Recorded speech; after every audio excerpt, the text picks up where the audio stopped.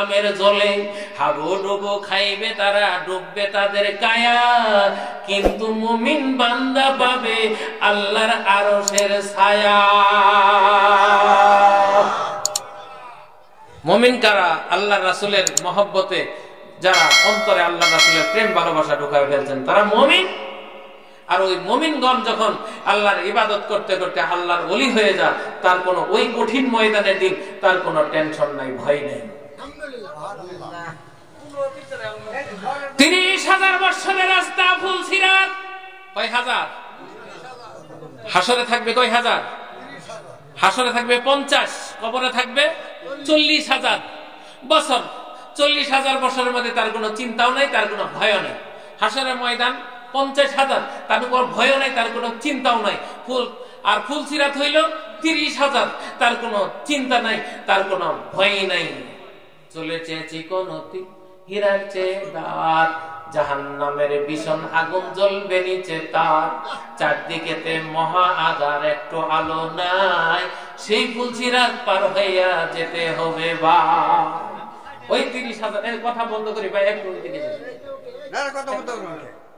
আসসালামু আলাইকুম। ডিস্টার্ব হয়তো কথা বলতে ডিস্টার্ব হয়তো, শুনেন ওইদিকে যান। বলেন কয় হাজার? 30,000 পার হয়ে যাবে মুমিন বান্দা, আল্লাহর ওলিগণ, তার কোনো চিন্তাও নাই, তার কোনো ভয়ও নাই। এখন আপনাদেরকে আমি বলতে চাই, এই যে কঠিন কঠিন জায়গা, কবর কঠিন, কবরেরই আযাব যদি মানুষ দেখিত, বলেন কবরেরই আযাব যদি মানুষ দেখিত,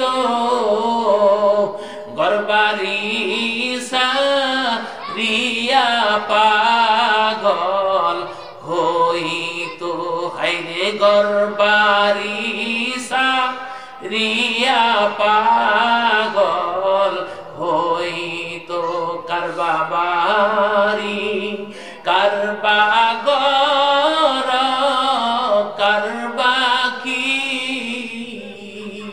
কারবা বাড়ি কারবা গর কারবা কি, অন্ধকার কবরে হবে বসতি, হায়রে অন্ধকার কবরে হবে বসতি, কবরেতে শান্তি যদি পাইতে চাও, কবরেতে শান্তি যদি পাইতে চাও, নামাজ জারি গলার হার বানাও, নামাজ